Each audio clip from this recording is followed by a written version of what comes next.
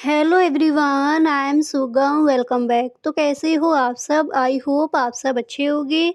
स्वागत है आप सभी का आपके अपने एसपी स्टडी यूट्यूब चैनल पर। तो गाइस, यहाँ पर आज हम देखने वाले हैं इकोनॉमिक्स के जो भी आपके इम्पोर्टेंट क्वेश्चन हैं, उन सारे प्रश्नों पर यहाँ पर हम डिस्कस करेंगे। ठीक है, तो पहले हम यहाँ पर देखेंगे कि लघु उत्तरीय प्रश्न इस बार के बोर्ड एग्जाम में कौन कौन से आज किए जा सकते हैं।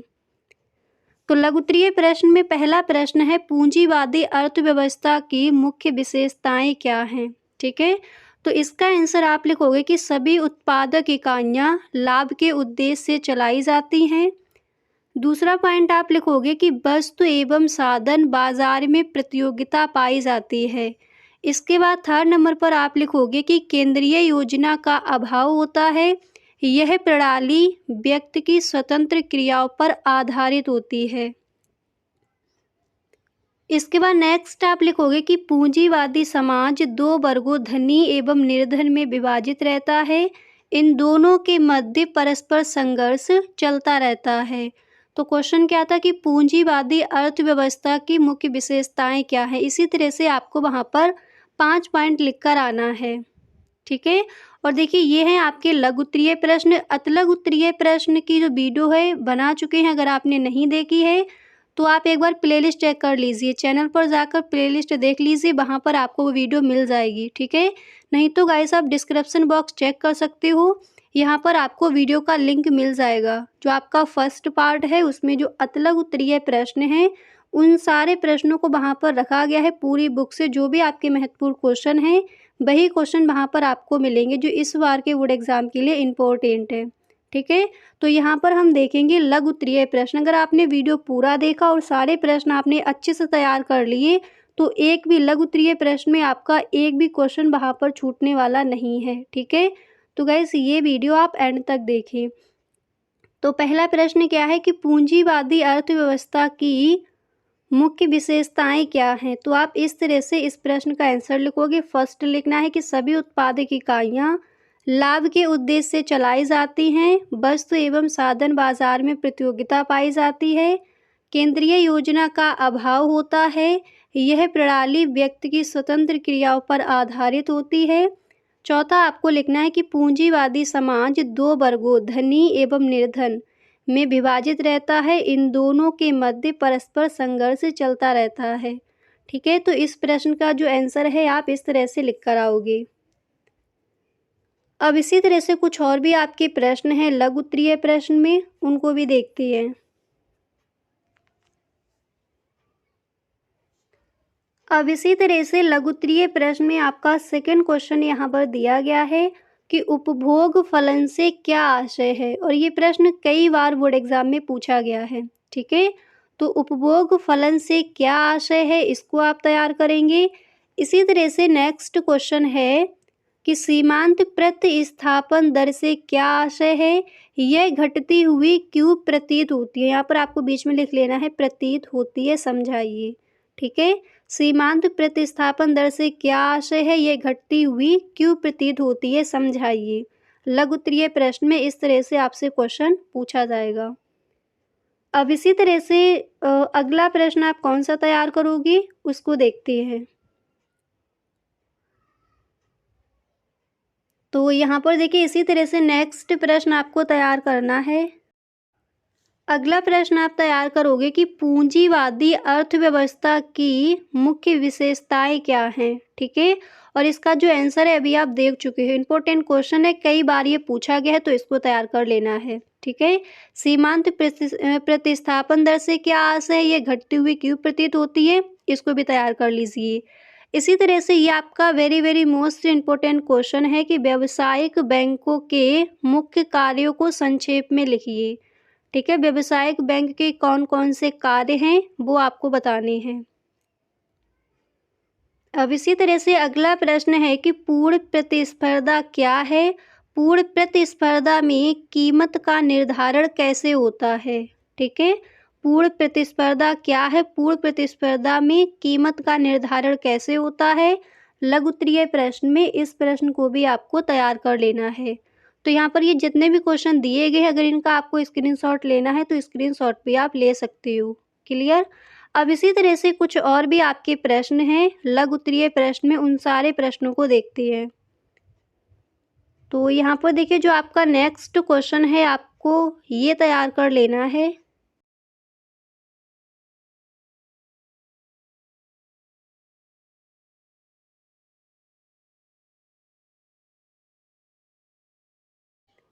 अब इसके बाद देखिए यहाँ पर अगला प्रश्न आप तैयार करोगे कि लागत फलन की संकल्पना क्या है। ठीक है, लागत फलन की संकल्पना क्या है, ये भी क्वेश्चन कई बार पूछा गया है। देखिए अगर आपसे ये पूछा जाए कि लागत फलन क्या है तो ये आपका पूछा जाएगा अतलग उत्तरीय प्रश्न में।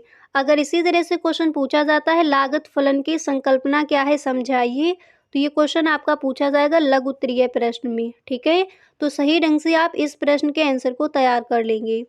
अब इसी तरह से जो आपका नेक्स्ट क्वेश्चन है उसको भी देख लीजिए। अगला प्रश्न आप तैयार करोगे कि सीमांत बचत प्रवृत्ति का अर्थ लिखिए।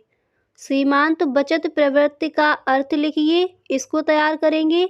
इसी तरह से अगला प्रश्न आपको तैयार करना है कि उत्पादन की स्थिर लागत क्या है। कई बार प्रश्न पूछा गया है, तो उत्पादन की स्थिर लागत क्या है ये आपको बताना है। इसके बाद नेक्स्ट क्वेश्चन है कि राजस्व घाटा और राजकोषीय घाटा में संबंध बताइए। ठीक है, राजस्व घाटा और राजकोषीय घाटा में क्या संबंध है वो आपको बताना है। इसके बाद अगला प्रश्न आप तैयार करोगे कि पूर्ण तथा अपूर्ण प्रतियोगिता में क्या अंतर है। ठीक है, पूर्ण प्रतियोगिता क्या है, अपूर्ण प्रतियोगिता क्या है, इनमें अंतर क्या है, आपको तालिका बनाकर वहाँ पर बताना है। ठीक है, अब इसी तरह से अगला प्रश्न आप देख सकते हो कि प्रत्यक्ष और परोक्ष विनिमय में अंतर लिखिए। ठीक है, यहाँ पर ये थोड़ा मिस्टेक हो गया, बोर्ड आपको हटा देना है। प्रत्यक्ष और परोक्ष विनिमय में अंतर बताइए, इसको आप तैयार कर लेंगे। अब इसी तरह से नेक्स्ट क्वेश्चन यहाँ पर दिया गया है कि मितव्ययिता का विरोधाभास क्या है। Very very most important question है और ये प्रश्न कई बार पूछा गया है। तो मितव्ययिता का विरोधाभास क्या है, इस प्रश्न को भी आपको तैयार कर लेना है। ठीक है, तो जो भी प्रश्न यहाँ पर दिए गए हैं इन सारे प्रश्नों को आप लिख लीजिए। ठीक है, तो इन प्रश्नों को आपको तैयार करना है लघु उत्तरीय प्रश्न में। अब इसी तरह से कुछ और भी आपके क्वेश्चंस हैं, उनको भी देखते हैं। तो यहाँ पर प्रश्न पहला दिया गया था लागत फलन की संकल्पना क्या है, सीमांत बचत प्रवृत्ति का अर्थ, उत्पादन की स्थिर लागत क्या है, राजस्व घाटा राजकोषीय घाटा में संबंध बताइए, पूर्ण तथा अपूर्ण प्रतियोगिता में क्या अंतर है, प्रत्यक्ष और परोक्ष विनिमय में अंतर, मितव्ययिता का विरोधाभास क्या है। ठीक है, इन प्रश्नों को तैयार करेंगे। अब इसी तरह से कुछ और भी प्रश्न हैं, उनको देख लीजिए। अगला प्रश्न है लागत फलन की संकल्पना, और ये प्रश्न आप देख भी चुके हो, इसको भी आपको तैयार कर लेना है। ठीक है, अब इसी तरह से जो आपका नेक्स्ट क्वेश्चन है ये तैयार करोगे कि चित्र की सहायता से नियंत्रित कीमत को समझाइए। लघु उत्तरीय प्रश्न में कई बार प्रश्न पूछा गया है बोर्ड एग्जाम में, चित्र की सहायता से नियंत्रित कीमत को समझाइए। इसके बाद अगला प्रश्न है स्टॉक व प्रवाह में भेद कीजिए। Very very most important question है। स्टॉक और प्रवाह क्या है वो आपको बताना है। ठीक है, अंतर आपको याद कर लेना है। इसके बाद नेक्स्ट है कि अनुदिमान वक्र की विशेषताएं लिखिए, और यही क्वेश्चन इस तरह से भी पूछा जाता है, अनुदिमान वक्र से क्या आशय है। ठीक है, तो विशेषताएं भी आपको याद कर लेनी है, और अनुदिमान वक्र है क्या वो भी आपको सही ढंग से तैयार कर लेना है। इसके बाद अगला प्रश्न है मुद्रा के 3 प्रमुख कार्य बताइए। इम्पोर्टेंट क्वेश्चन है, लघु उत्तरीय प्रश्न में कई बार क्वेश्चन पूछा गया है। तो मुद्रा के 3 प्रमुख कार्य कौन कौन से हैं वो आपको बताने हैं, उनको भी आप सही ढंग से तैयार कर लेंगे। क्लियर। अब इसी तरह से अगला प्रश्न है कि वस्तु विनिमय के कोई 3 दोष लिखिए। ये क्वेश्चन आपका लघु उत्तरीय प्रश्न में भी पूछा जा सकता है और लघु उत्तरीय प्रश्न में भी। तो वस्तु विनिमय के कोई 3 दोष बताइए। तो देखिए आप इस तरह से लिखोगे कि वस्तु विनिमय के 3 दोष निम्नलिखित हैं। पहले आपको किस तरह से लिखना है कि वस्तु विनिमय के 3 दोष निम्नलिखित हैं। फर्स्ट नंबर पर आप लिखोगे कि दोहरे संयोग का अभाव, इसके बाद वस्तु विनिमय का अभाव, ठीक है। एंड 3 नंबर पर आप लिखोगे कि भावी भुगतान में कठिनाई। तो वस्तु विनिमय के कोई 3 दोष लिखिए। तो इस अभाव का मतलब होता है कमी, ठीक है। तो वस्तु विनिमय के 3 दोष निम्नलिखित है। पहली लाइन इस तरह से लिखोगे, फर्स्ट नंबर पर दोहरे संयोग का अभाव, वस्तु विनिमय का अभाव, और तीसरा लिखोगे भावी भुगतान में कठिनाई, ठीक है। इस तरह से आप इस प्रश्न का आंसर लिखोगे। अब देखिए लघु उत्तरीय प्रश्न में जो भी आपके महत्वपूर्ण क्वेश्चन है, इस बार के बोर्ड एग्जाम में जो भी आपके क्वेश्चंस पूछे जा सकते हैं, उन सारे प्रश्नों को यहाँ पर आप देख चुके हो लघु उत्तरीय प्रश्न में। अतलघु उत्तरीय प्रश्न में कौन कौन से प्रश्न आपके इंपॉर्टेंट हैं, कौन कौन से क्वेश्चन इस बार पूछे जा सकते हैं विद आंसर, इसका एक वीडियो बना दिया है। अगर आपने नहीं देखा है तो डिस्क्रिप्शन बॉक्स में लिंक गिवन है, वहाँ से आप देख सकते हो, ठीक है। उस वीडियो को आप एक बार ज़रूर देख लें। तो यहाँ पर देखिए लघु उत्तरीय प्रश्न में जो भी आपके इंपॉर्टेंट क्वेश्चन है उनको आप देख चुके हो। इसी तरह से विस्तृत उत्तरीय प्रश्न में आप कौन कौन से क्वेश्चन तैयार करोगे इकोनॉमिक्स के पेपर के लिए, तो उसका आपका आएगा नेक्स्ट वीडियो, उसमें हम देखेंगे। तो गाइस अगर अभी तक आपने इस चैनल को सब्सक्राइब नहीं किया है तो कर लीजिए, एंड बेल आइकन को भी प्रेस कर देना ताकि वीडियो की जो भी नोटिफिकेशन हो वो सबसे पहले आपके पास पहुँचे और एक भी वीडियो आपसे छूटे ना, ठीक है। अर्थशास्त्र के पेपर में अगर आप पूरे के पूरे नंबर लाना चाहते हो तो आपको जो भी वीडियोस दी गई उन सारी वीडियोस को आपको देखना है, क्लियर। अब यहाँ पर देखिए इसी तरह से आपका जो नेक्स्ट क्वेश्चन क्या है, कुछ और भी प्रश्न देख लेते हैं। तो अगला प्रश्न आप तैयार करोगे कि राष्ट्रीय आय से आप क्या समझते हैं। राष्ट्रीय आय से आप क्या समझते हैं, क्वेश्चन आपका अतलघु उत्तरीय प्रश्न में भी पूछा जाता है और लघु उत्तरीय प्रश्न में भी। तो आप इस तरह से लिखोगे कि किसी देश की श्रम और पूंजी उस देश के प्राकृतिक साधनों पर क्रियाशील होकर प्रतिवर्ष जो भौतिक और अभौतिक वस्तुओं और सभी प्रकार की सेवाओं का शुद्ध योग उत्पन्न करते हैं, उसे ही उस देश की शुद्ध वार्षिक आय अथवा राष्ट्रीय लाभांश या राष्ट्रीय आय कहते हैं। क्वेश्चन आपका इस तरह से ज़्यादा पूछा जाता है कि राष्ट्रीय लाभांश क्या है, ठीक है। तो राष्ट्रीय आय, राष्ट्रीय लाभांश या फिर शुद्ध वार्षिक आय एक ही चीज़ है।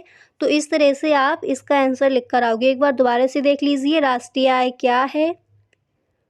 आप लिखोगे किसी देश की श्रम और पूंजी उस देश के प्राकृतिक साधनों पर क्रियाशील होकर प्रतिवर्ष जो भौतिक और अभौतिक वस्तुओं और सभी प्रकार की सेवाओं का शुद्ध योग उत्पन्न करते हैं, उसे ही उस देश की शुद्ध वार्षिक आय अथवा राष्ट्रीय लाभांश या राष्ट्रीय आय कहते हैं,